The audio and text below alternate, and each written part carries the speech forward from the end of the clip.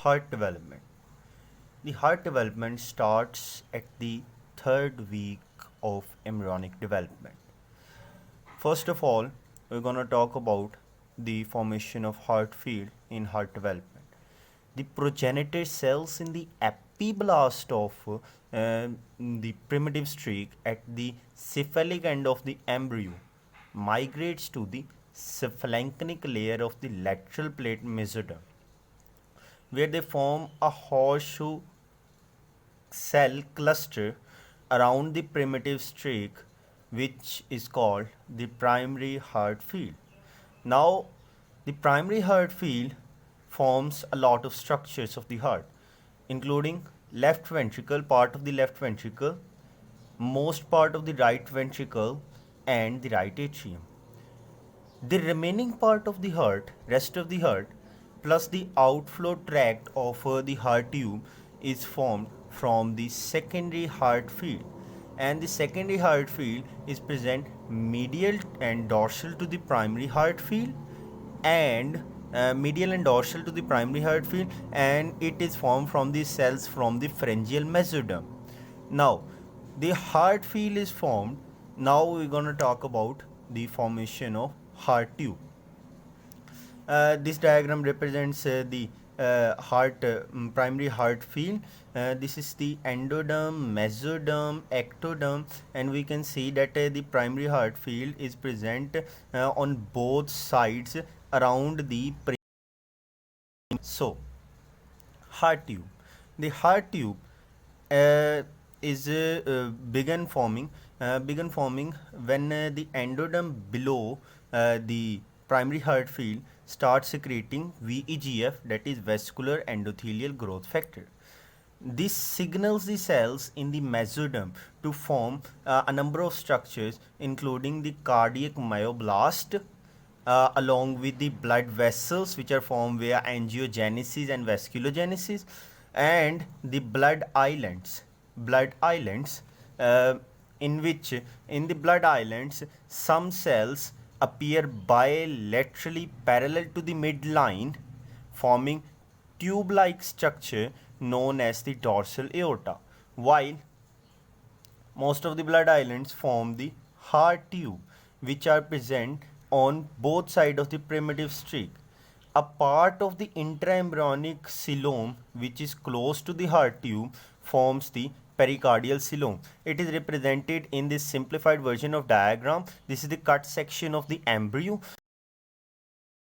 This is the endoderm. The middle one is mesoderm, and we can see that this is the dorsal aorta present on both sides. This is the pericardial coelom, which is the part of the intraembryonic coelom close to the heart tube, and these are the heart tubes located at both sides. Another point, the heart tube is the endothelial line, which is surrounded by these represented by these dots, the cardiac myoblast. Now, further moving towards the lateral folding. The lateral folding occurs in the cephalocaudal order, means to say that the heart tube first fuse from its cephalic part and then its caudal part. The fusion results in the formation of primitive heart tube, means to say that these two heart tubes combine together to form a single heart tube known as the primitive heart tube. Now, this primitive, initially it contains two, and at the end the epicardium is formed. So it contains a total of 3 layers. First one is the endocardium, which is formed by the angioplastic mesoderm, initially here by the blood islands. Second one is the myocardium, which is formed by the cephalinconic mesoderm, which comes from where comes the cardiac myoblast, which surround the endothelial line of the heart tube and for mesoderm around it. The epicardium is formed by the mesothelial cells from the sinus venosus external surface. Mesothelial cells appear at the external surface of the sinus venosus and then transport to the myocardium upper surrounding the myocardium, then transport to the heart tube surrounding the myocardium and form the visceral pericardium, also known as the epicardium. Now, in the lateral folding, when the dorsal aorta fuses, here we can see that they are present on both sides. When the dorsal aorta fuses, they form the outflow tract, which is the aortic sac. Here is the simplified version of diagram. This is the epicardium, middle one is the myocardium, and this is the endocardium. We can see that here is the aortic sac, which is formed by the fusion of the dorsal aorta. This is the foregut, and this one structure is the heart tube, which is formed by the fusion of the bilateral progenitor heart tubes. Now moving towards the folding occurring at the craniocaudal manner. In the craniocaudal manner, this type of folding pushes the heart tube forward, that is ventral to the foregut. Now due to this folding, during this folding, dilatations develop in the heart. There are 5 types of dilatation which develop in the heart. First is the truncus arteriosus, bulbus cordis, primitive ventricle, primitive atrium, and sinus venosus. Here is the simplified diagram. The upper one is the aortic sac, which is formed by the fusion of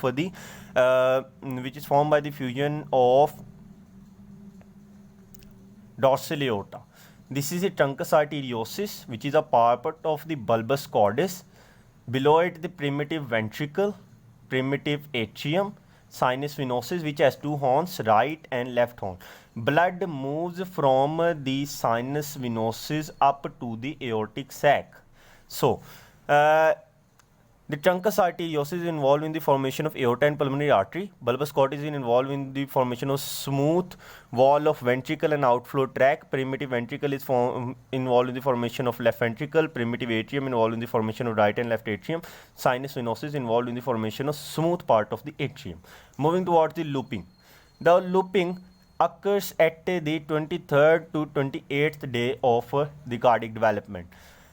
In this process, the tube bends, a C-shaped bend is formed and undergoes dextral looping. Dextral looping means the right-handed looping.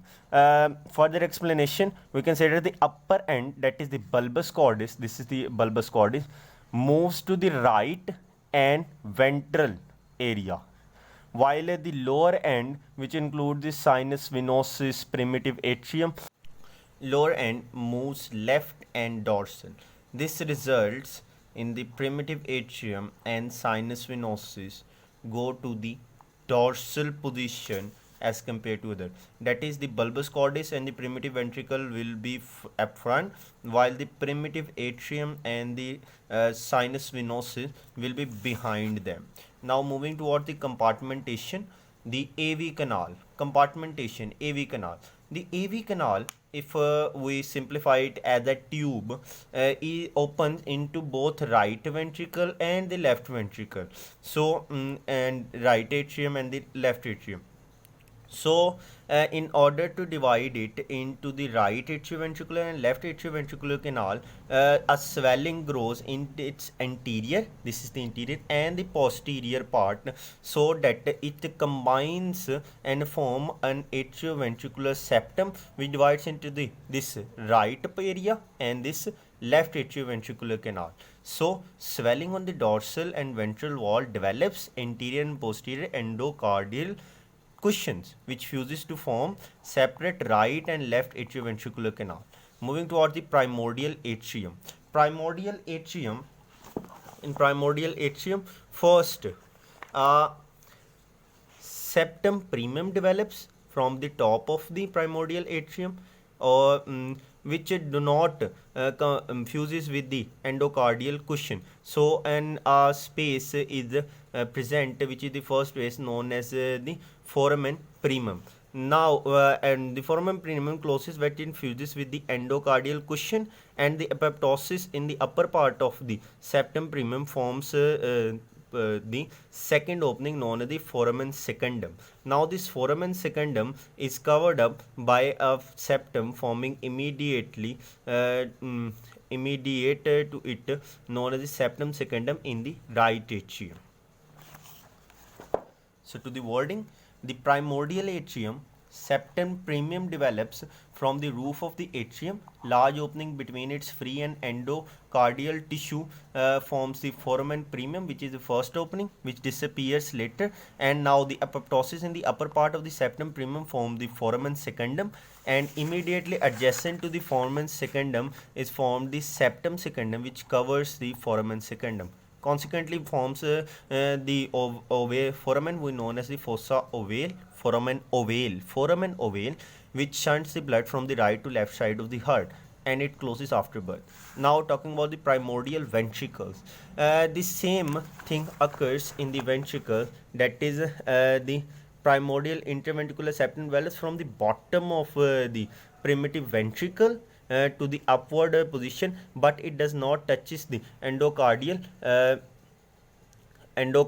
cushion. So a space is present which is known as the interventricular septum. It closes when the bulbous tract from above fuses with the endocardial cushion. So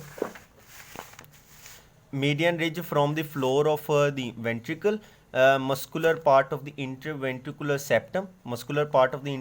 septum forms, but the interventricular foramen remains. This closes at the 7th week of embryonic development, when the bulbar ridge from the top coming from the bulbus cordis fuses with the endocardial cushion. This forms the membranous part of the interventricular septum. Now toward the truncus arteriosus and bulbus cordis, the bulbar and the truncal ridges develop. That is, let us suppose both of them are a tube like this. Now this tube contains the ascending aorta as well as the pulmonary artery. So in order to separate it, two ridges, truncal and bulbar ridges, in the truncus arteriosus two truncal ridges, and in the bulbus arteriosus two bulbar ridges develop and separated into two components. One is for the ascending aorta and one for the pulmonary artery. So bulbar and truncal ridges develop, divide them into the ascending aorta and pulmonary trunk. These ridges are mainly derived from the neural crest cells, which enter it from the pharyngeal arches. Now, end on this, what happens to the sinus venosus? The sinus venosus initially opens in the center of the primitive atrium, as shown here, in the center of the primitive atrium. Here, in the center of the primitive atrium. But after time, it shifts to the right atrium because the sinoatrial orifice on the left side fuses with the septum secundum and diminishes. So the sinus venosus has two horns, right horn, left horn. The right one, as we know, the sinus venosus shift to the right atrium, so right one is enlarged and form the smooth part of the right atrium, superior vena cava, inferior vena cava, while the left one shrinks with time and forms the coronary sinus oblique vein of the left atrium. Now finally talking about the conducting system, the cells in the wall of the sinus venosus, they organize and sync their discharge rate.